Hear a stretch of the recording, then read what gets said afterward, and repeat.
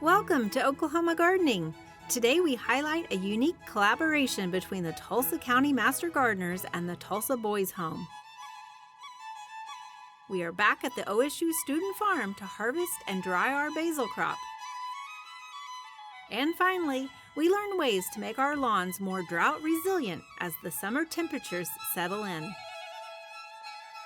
Underwriting assistance for our program is provided by the Oklahoma Department of Agriculture, Food, and Forestry, helping to keep Oklahoma green and growing. Oklahoma Gardening is also a proud partner with Shape Your Future, a program of the Tobacco Settlement Endowment Trust. Shape Your Future provides resources for Oklahomans to make the healthy choice the easy choice. I love sharing with you guys the cool things that plants can do. We're back here at the Student Farm. I want to share with you a tropical plant that you might find in some Oklahoma landscapes. It's important to know which plants we are dealing with so that we can continue to maintain them successfully for years to come.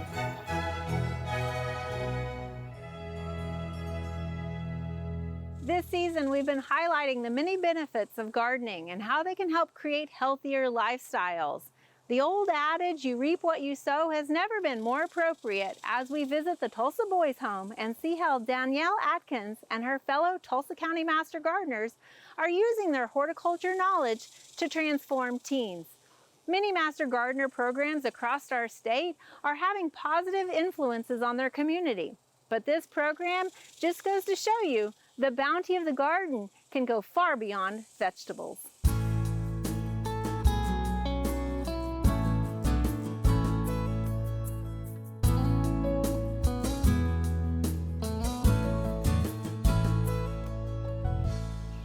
So the Boys Home's been around since 1918, so we're 106 years old this year. Yeah, started out as an orphanage in response to the need, in the community back then. And a lot of group homes across the country started out as orphanages back in the day because of World War I and World War II. In particular, a lot of these parents were killed in the wars, and so the children were left, to their own devices, and these orphanages sprung up around the country. So over the years, over the last 106 years, the Tulsa Boys Home has evolved over time to become now what's considered to be a residential treatment facility. And we are nationally accredited and benchmarked against 455 of what's considered to be the best practice standards in our field. I have this rock star staff that just are incredibly gifted in helping these guys overcome their trauma. But also, the physical environment can be conducive to healing. And that's where the Tulsa OSU Master Gardeners come in. Under the capable and dynamic leadership of Danielle Adkins. I mean, she is just a wizard. She's a rock star. She has got the gene. She knows how to connect with these boys in ways that, and that's what you have to have. We call it having the gene and the juice, to connect with these boys. And she has done that in a way that I wouldn't have believed it have I not seen it with my own two eyes. So I got started at the project at the Tulsa Boys Home last summer. I came here on a Hope Tour where they walk you through all the ins and outs of how the Tulsa Boys Home became what it is today. So I was asked to start a garden project with the boys, and we created these garden beds for the boys to experience growing something, nurturing it, loving it, taking care of it, and hopefully eating it. It's been interesting watching them because a lot of them are like, I'm never going to eat a vegetable, or I'm not eating that vegetable. And now when it's growing, they come out and they take it off the vine and they start eating it, and they're just walking off eating a cucumber or a radish. Or when we had the peas, oh my gosh, they love peas so much. They're like, these things taste so good. So that's a win. We have had a posse of OSU Master Gardeners descend upon the Tulsa Boys Home campus and just breathe new life into all of our flower beds. And not only that, Danielle by herself has established the first ever Tulsa Boys Home horticulture class, and a gardening club. The horticulture is definitely a more structured, more of a regular school type program. We do some hands-on like seeding or gardening and things like that because there's so much that needs to be grown out here. But the class itself, they get a little bit of math in it. They get spacing lessons, how should we design our garden, how much can fit in this garden, drawing it out, doing the math without them realizing they're getting that. We also do some history because like if we're talking about Kenya, how do we grow things or how did they grow things in Kenya? How are we growing it? And they get the culture of how it happened there, how it happens here, and so they can see the difference and they can also see the similarities. And then in addition to that, then we teach them how to cook with it, whether it's cooking it just like raw, cold, cut it up, put some salt and pepper on it, or making spaghetti out of zucchini noodles and then tasting it so they can see how from the beginning to the end, the whole process and what they can do themselves. So gardening club is different because that is boys who truly want to be in the environment that we're in. They want more of it. They want to have more freedom in it. They want to have more room to experiment in it. And so those boys on their own are like, hey, I want to come back. I want to come to this hour of gardening club. And it's great because one, they're excited and they're the ones that come up with more ideas and they help me come up with ideas of things that we should do in class as well. So gardening club is more of that personal, it's a better way to connect with them. They tell me, stories and things that they enjoy about gardening or what they want in gardening, and we take it from there. I help shovel dirt into the garden. Sometimes I water it, if they need help. It's pretty fun. We do a lot of fun activities, and then we build, pretty decent sized coop for chickens. So I've done both. I started out with gardening club. At first I just needed something else to do. So I went to Miss Danielle and asked her about it, and she said it was fun, so I took her word on it, and I'm happy I did. It is really fun. I did a little bit of gardening before I came in here, just to help my mom with hers. It was fun when I was out of here, so I was like, might as well go do it now. And I've not regretted it ever since. It's been really fun. I just like the sunlight. I like how peaceful it is. It's very peaceful. I like that we get to plant stuff because my teacher told me that when you plant stuff, it helps the world. So I became a master gardener for the knowledge. You get so much knowledge being a master gardener. I mean, we all know how to put something in the ground and hope, and it's grown or not grown, but the science behind all of it is absolutely amazing.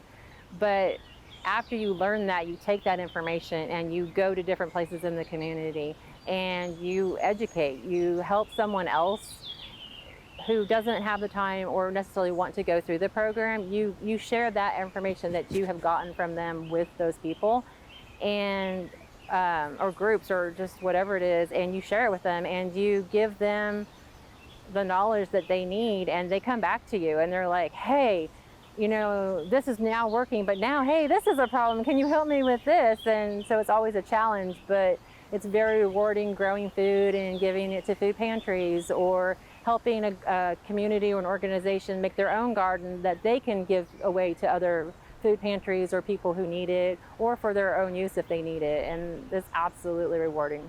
This place is absolutely amazing. It's peaceful, it's serene, it helps you be centered of yourself, whether you're here for yourself or you're here for one of the boys. It's fabulous here. So we've got the gardening club going, where we're growing our own vegetables and fruits, and then we have the enhancement of the flower gardens as well. And again, the boys were working side by side with the master gardeners as well to get all the new flowers and plants planted.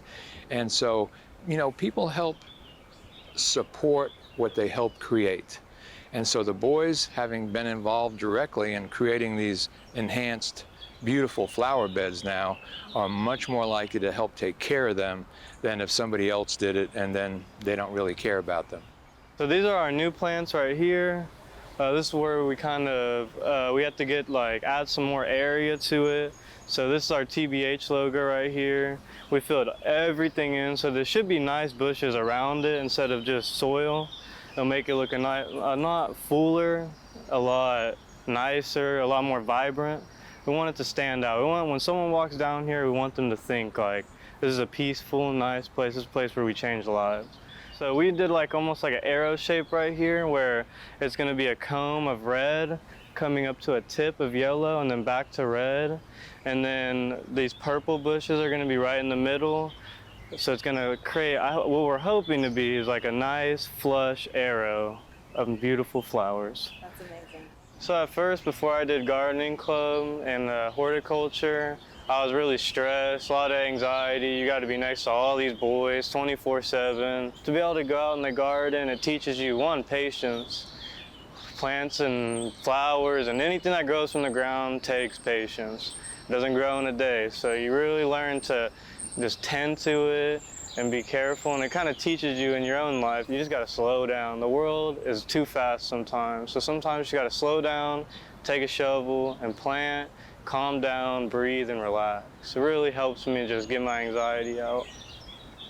My greatest hope is that the OSU Master Gardeners that have descended upon this campus to help us out with our gardening and the flowers and the vegetables and all of it will stay connected with us at the Tulsa Boys Home for the long term. That this is not just a, one-shot kind of a deal.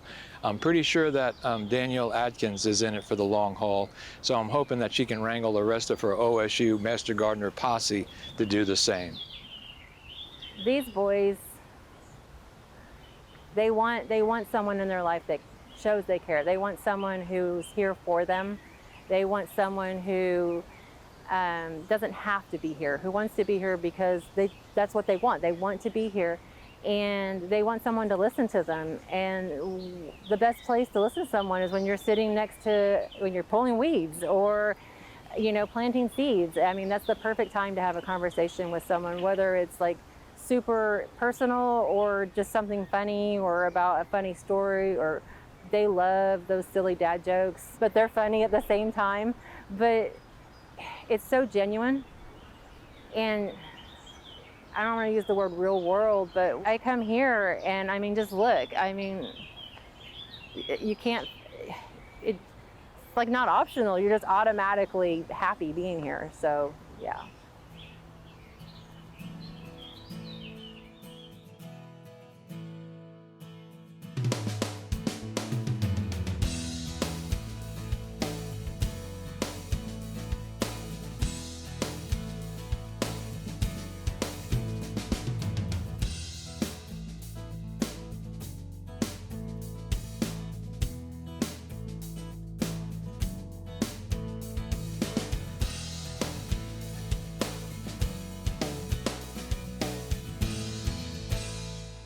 We're back out here at the OSU Student Farm, and we're checking in on our basil crop, and as you can see, it's definitely taken off. And in fact, we're starting to get some flower buds, so at this point we want to make sure that we go ahead and harvest. You can see in front of me we have harvested some of it already. However, I wanted to kind of review how we go about harvesting our basil. So basil has opposite leaves. You can see that out of every stem you'll have a leaf that comes out on opposite sides of that stem. So what we're going to do on these mature plants, we're going to take it back to about this 6 to 8 inch height. So basically what we're taking is the upper growth that is the fresher, newer growth, and also doesn't have as much maybe dirt on it that maybe the lower growth does. So we're simply going to go in here and, like I said, take it back significantly. And the nice thing about basil is it's actually going to continue to regrow. So even though it looks like I'm taking a fair amount right now, you can see that on some of that we've actually pruned earlier on, just a week ago, has recovered quite nicely from that. So we've got a few of them trimmed. As you can see, we've got a fair amount to do still ahead of us. But at this point, we want to go ahead and get this inside before it starts wilting down. Now, you do have a little bit of time with basil. Commercially, this is done with specialized equipment where they actually just have sort of a mower that's at that raised height that goes along and cuts it. So they're not necessarily being as selective about where it's being cut at. But again, that's on a commercial production. We are doing this on a smaller scale. So now we're just going to go ahead and get this processed.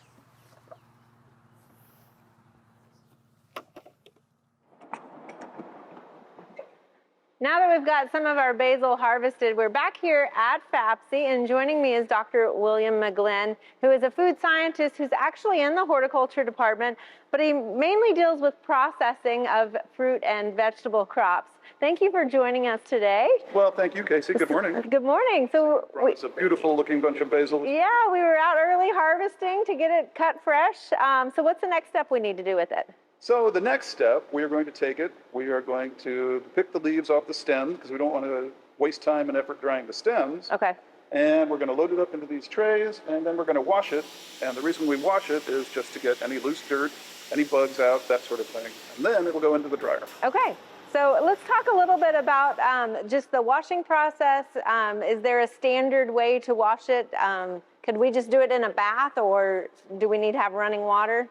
So there are a couple of options. Yeah, you could do it in a some kind of basin or bath, and that would save water. The potential concern there, though, is food safety. Okay. So if you have any kind of contamination, if you're using that same water to rinse all the leaves, there's a potential of spreading that contamination to all of the crop. So the safest way to do it is to use just running water. Okay. All right. So that's what we're going to do today. Okay. And then dehydrating. Let's talk about that process. It's not just a matter of cranking up the oven, right? Well, you can do that, but the goal is to dry it and preserve as many of those flavor compounds, those aroma compounds as we can. And so the way to do that is to dry it as gently as possible. So we're going to be drying it at a relatively low temperature, about 100 degrees Fahrenheit. And it's a process that's going to take about a day, maybe a little bit longer, day and a half. It's that trade-off between time and temperature. If you dry it at a higher temperature, it's going to take less time, but the quality's not going to be as good. Okay. We're trying to maximize the quality. So when you talk about those oils and those volatives, that's what gives basil its flavor, right? Exactly So right. that's what we're wanting to hold on to. That's what makes basil basil. Okay.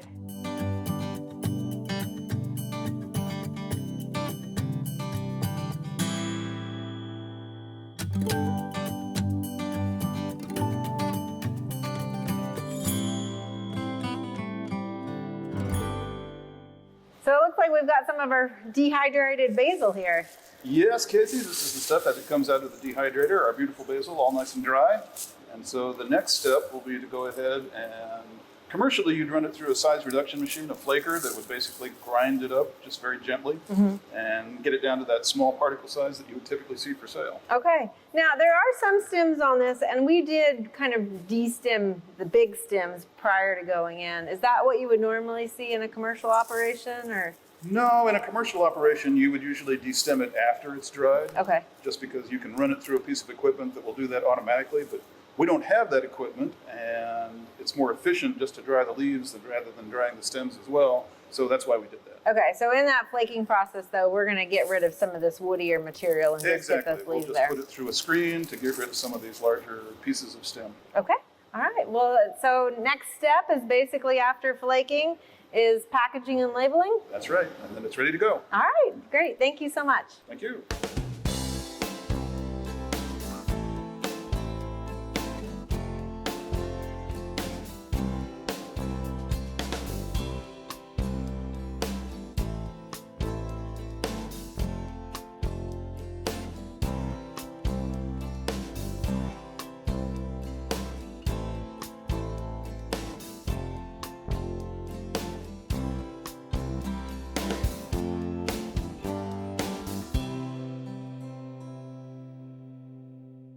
Today we are here with Dr. Mingying Xiang, who is our Turfgrass Extension Specialist. And Dr. Xiang, it has been a wet spring, and now we are high into summer. The temperatures have cranked up. The rainfall has stopped. Tell us a little bit about how we transition our turf grass into those temperatures and make it more resilient? So today I want to introduce a irrigation approach called wilt-based irrigation. To prepare a little bit of stress on the grass, you can actually push a deeper root. So for now, if your soil is still moist, try to turn off your irrigation for a few days and start watching your grass scalp for any minor wilt symptom. So the way I say minor drought symptom is when you look at your grass, if they have darker green color or even bluish green color, that's an indicator of they enter a minor drought. And if you look closer on the leaf, you're going to see some wilting or rolled or fold symptom on the grass. And if you want to work on the grass, because the turgor pressure is low, so you can see your footprint. Or so yeah, your grass won't bounce up when you're walking on it, right? Yes, so that's the time to tell you, time to water your grass. Okay, so you want to start seeing some of those symptoms and wait until you see those symptoms before we're actually watering. Out of stress causes resilience, right? Right. Give them some minor stress before we enter a full drought. Give them some minor stress. Develop some stronger root system so the water in the deeper soil profile that's available for grass, that's a way to let them survive the later drought. So while they're stressing, they are growing those deeper roots in hopes of finding more moisture, right? But if we just keep reapplying it, it's going to increase that shallow rooting, right? Exactly. Okay, all right. So in long term, as we think about this, obviously we are here on a fescue lawn. Is there a difference in the symptoms? Are they the same between fescue and Bermuda grass? And how do we need to treat them? Yeah, I think they're pretty much the same. The color-wise will be different. You will always see either the leaf roll or fold. That's the first indicator to tell you the grass needs some water. Okay, so when we talk about fescue lawns, how much do we need to really think about watering as far as volume? So in the summertime, the average water loss on fescue lawn from evapotranspiration range from 1 to 5 inches to 2 inches, depends on the week.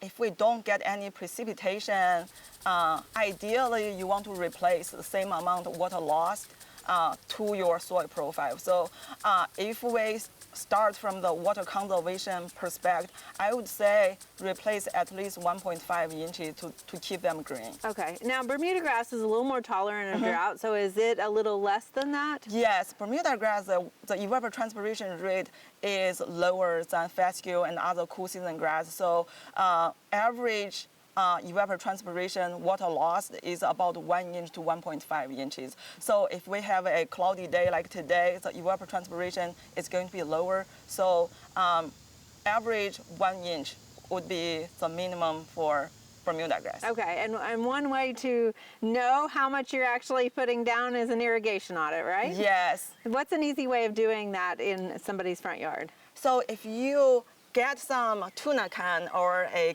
catch can, something we professionally use, you can space them out in individual zone and turn on your water for maybe 20 minutes or so, and no matter how much water you were captured in that can. In that case, you can calculate what is your irrigation output, and starting from there, you can turn on your irrigation for either 20 minutes, 30 minutes, or sometimes even maybe 45 to an hour. Do the calculation first. It's really basic math. Okay, very good. And I know also there's mechanical ways of kind of alleviating some of that stress on our lawn too. Let's talk about those as far as mowing height. Right, to develop deeper roots. So on top of the wilt-based irrigation, other things you can do is increase your mowing height. Increase your mowing height, really you produce more biomass, more leaf area to photosynthesis, and which means you produce a little more carbohydrate for root development. And also by increase your mowing height, which means it reduce your mowing frequency. So in the hot day, just take a break, enjoy AC. Okay. And your grass will love that. Okay, and so it'll sort of shade out that root zone just a little bit, cooling it off as well. So, and I know, obviously we kind of talk in general about the whole lawn, but we also need to kind of get out into our lawn during that irrigation audit and check for hot spots too, right? Along the concrete edging, or, the fescue that's out in the full sun versus under the trees, right? Yeah, so for irrigation, you really have to get familiar with your area. There are areas under full sun right now, they will need a little more irrigation. Under full shade, it's a different type of irrigation practice. So for each zone, if you have an in-ground irrigation system, you really want to schedule them individually. Okay. Or it might even mean pulling out a sprinkler. Pulling out the sprinkler for the hot spot. In that way, it's going to save you a lot more water instead of sacrifice, the whole irrigation system. Just pull out the hose to water individual spot. Okay. Well, I think this is going to be helpful information as we head into the hot summer. Thank you so much. Oh, thank you.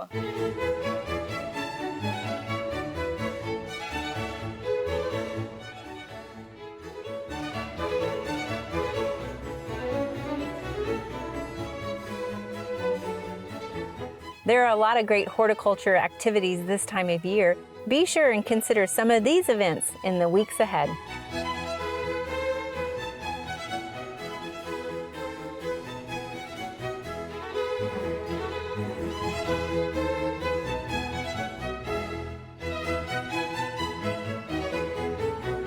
Take a break from the summer heat and join us right back here next week for another great Oklahoma gardening.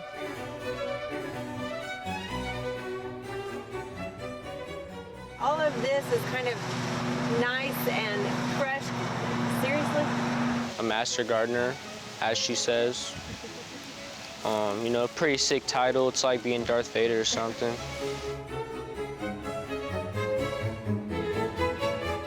To find out more information about show topics, as well as recipes, videos, articles, fact sheets, and other resources, including a directory of local extension offices, be sure to visit our website at oklahomagardening.okstate.edu. Join in on Facebook and Instagram. You can find this entire show and other recent shows, as well as individual segments, on our Oklahoma Gardening YouTube channel.